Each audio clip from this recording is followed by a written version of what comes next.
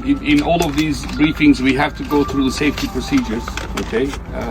First of all, when you are going to the desert, please always tell people where you are going, who you are going with, all right? And the time that is expected for you to come back, you know, so they should know, they should have an idea. Second, if you are going to the desert, please go with minimum 3 cars, which are compatible with each other, all right? In the desert, you're actually being challenged by the heat. First of all, you need to ensure that first of all, is in a good condition. You know, you have enough water with you, and your car is well maintained. Okay, temperature, of course, goes high. Although it's now we are turning. You know, the season is actually turning from summer to winter, but it is still. It actually gets hot when the sun is up there. So your car should be in a good condition. You should be in a good condition, well hydrated. You need to have water refreshments with you. The second challenge you have in the desert is basically the sand. In the newbie drives, you learn how your car reacts to the sand. You know, you learn the dynamics of flowing, you know, sort of on the sand. All right, so that's your second challenge, and the car is always prone to actually getting stuck. All right, so that's why in the newbie drives we try to basically practice this to get you the feeling of how to basically keep your car moving and keep the momentum all the time. The third challenge in the desert you have is basically the angles. All right, it's not a flat surface. We are all drivers, you know, probably for 10, 15, 20 years, but we have always been used to driving on tarmac roads or, you know, sort of pavements and stuff like that. In the desert, as you can see, there are angles, you know, that varies from, you know, 2-3 degrees all the way down to 70 degrees, you know. So obviously, depending on how you enter those angles, how you turn, you can find yourself in a very weird position with your car. The biggest or the worst thing that can happen, obviously, in a drive is a rollover. That's what we call. In newbie drives, it's possible. I've seen happening, you know, within 5 minutes of getting into the desert. All right. So obviously, we wish that it won't happen to any one of us today, but it's a possibility. And when you go into the desert, you basically go into the desert taking that risk. It may happen, you know, and I've seen it happening a number of times. All right. But the important thing is with the newbie drives, we try not to remain on side angles. When I say side angles, it's basically the angle is like that, the slope is like this, and your car front nose is actually looking at that side, you know, back is there. All right, this one is a dangerous one. We try not to stop at an angle like this. What we will do, Sai actually nicked my car, so I don't have my toy car, okay? But we will do a lot of, we will try to do a lot of straight cresting. What I mean by straight cresting is this. All right, just to give you the common idea, you know, especially in our club rules, newbie goes like this, does straight cresting. Intermediate starts actually doing side sloping. All right, advanced does side cresting. So when you become advanced, you approach actually a sharp crest this way. You get on top of the crest and then you come down. And if you do a multiples of that, then they call it a switch. You just keep on switching from one side to the other, you know. Obviously, it's very dangerous. It's, you know, there are certain places where even I myself, you know, when I get into those, my knees are shaking in the car, you know. Some people take, you know, they like to take high risks, you know, so it's all right. And of course, by the way, the dune, as the dune keeps on getting higher, you know, the stakes are getting higher as well. You need more speed, you need more momentum, and it just becomes more tricky. But anyway, today we don't need to worry about much. We will just come and just go like that. Now, the important thing about straight cresting is you should come with just enough speed to reach the top of the crest, okay? And to put the front tires to the other side of the crest. The moment you put the front tires to the other side of the crest, the weight of the engine will actually pull the car down, okay? And Andrea knows it very well from the last drive that it is just really like there's a tipping point where if you don't have enough and you just put the front tires in there, then your belly actually sits on the top of the crest and you lose traction, you know, from both tires. And in a situation like that, you need to be pulled back. And depending on what percentage of the car is in the front or the back, the support and the marshal decides, you know, from which side the car should be pulled, okay? However, getting stuck is part of the game. We like it.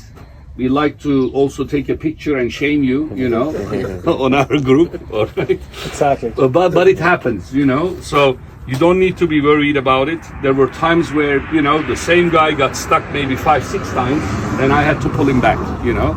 And this is why we are here. This is why we have a support, all right? And again, as I've said, we don't go into the desert only to drive the cars, but we go to the desert to recover the cars as well, all right? So don't worry about it. When you're there is, you can find yourself in a place like this and someone may say convoy stop, all right? I mean on the recovery gear. Ensure both front and back recovery points. Yes, that's... Yes, copy. Okay, good. Guys, on the safety procedures I mentioned, sorry, please keep yourself buckled all the time. Please tie down any loose stuff in the car.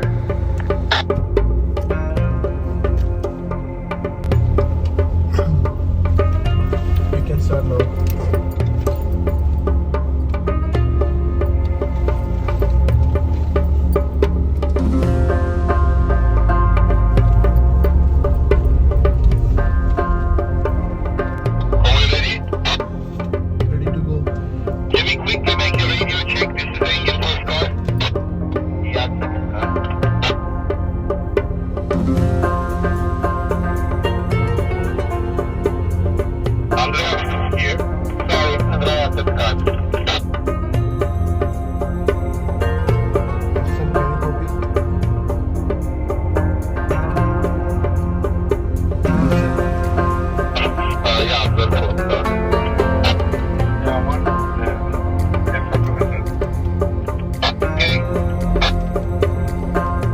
Have a safe drive, guys.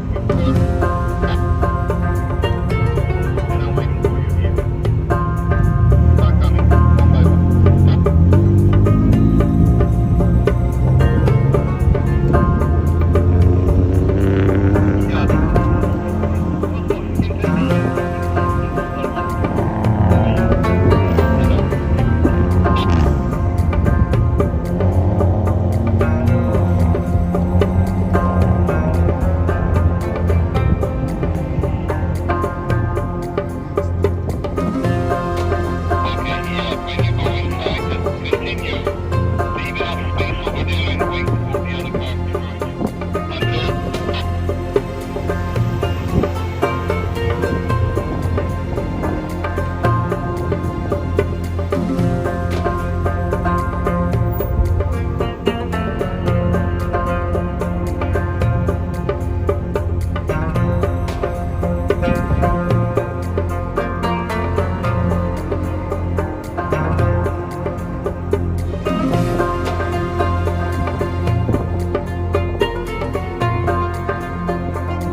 The car is struggling and then the tires are bouncing. The way to do it is just to do quick left and right, left and right. But do it quick.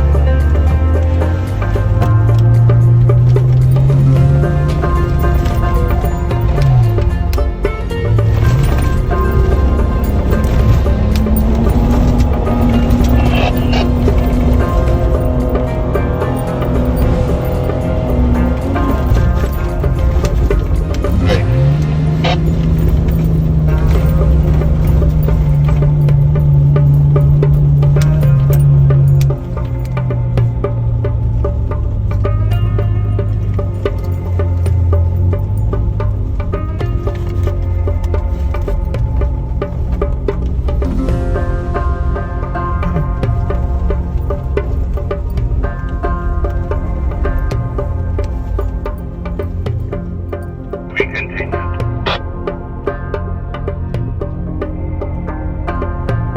Let's go. Being careful about the rocks, and then you come down.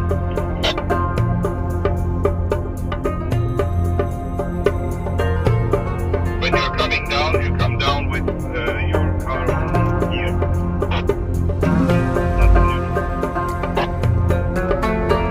Let's go. Try yet. If you want to try to the top, you can. Up to you. Right.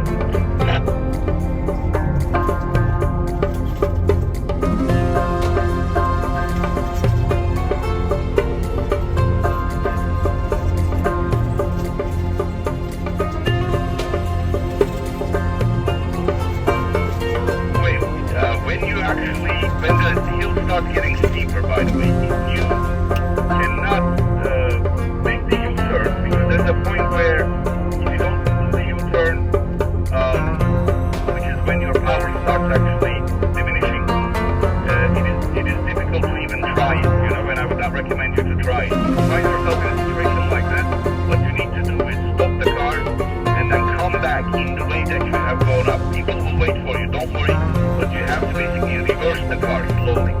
And once again, I don't want you to go all the way to the top, alright? So try up to the place that you feel comfortable, up to the place where you think that you can quickly do the U-turn, and then do your return winding by one.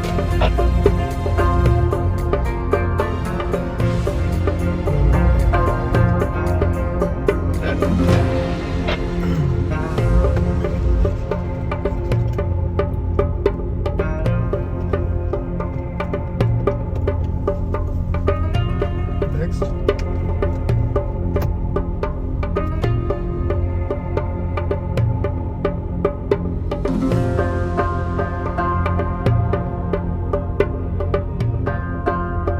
When you are doing these climbs like this, as I've said, you need to actually know the power of your car. You need to be familiar with your car. 10, 10, 10, You need to understand the point of 10.